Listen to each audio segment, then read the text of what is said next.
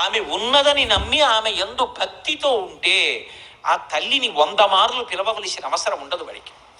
వాడికి ఏం కావాలో ఆవిడ చూస్తుంది. ఓ పసిపిల్లవాడు ఉన్నాడు, వాడి చెవిలో పురుగు దూరింది, వాడు ఏడుస్తూ చెవి మీద ఇలా కొట్టుకుంటూ ఉంటాడు. అమ్మ గ్రహించి చీరని నోట్లో పెట్టుకుని తడి చేసి తిరిచేసి చెవిలో పెట్టి పురుగు తీసేసి, నాన్న చచ్చిపోయాను రా, చూడలేదురా, ఎంత బాధపడ్డావో రా అంటుంది. వాడు ఏమి నోరు విప్పి చెప్పక్కర్లేదు. మలమూత్రంబులతో మహాభయముతో మాతృస్తనాపేక్షతో చలమూర్ఖత్వముతో సదాభ్రమతతో చాంచల్య చిత్తంబుతో బరువైనట్టి కపజ్వర గ్రహ మహాబాల్యామయ శ్రేణితో కలనైనంతమ చింతలేక చెడితిన్ కామ్యార్థినే శంకర అంటారు.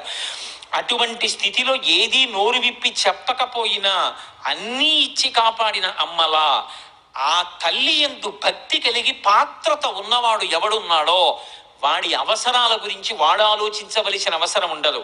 వాడి అవసరం గురించి అమ్మవారు ఆలోచించుకుంటుంటుంది. వాడు నా కొరకు రక్షింపవలయువాడు అన్నారు శ్రీ మహావిష్ణువు అష్టమస్కంధంలో భాగవతంలో.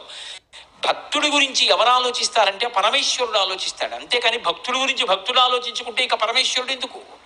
పరమేశ్వరుడు భక్తుడి గురించి ఆలోచిస్తుంటాడు నిరంతరం. వీడిని నేను కాపాడుకోవాలి అని తిరుగుతూ ఉంటాడు. అందుకే తన్ను నిశాచరుల్ పొడవ దైత్య కుమారుడు మాటి మాటి కోపన్నగ సాయి ఓ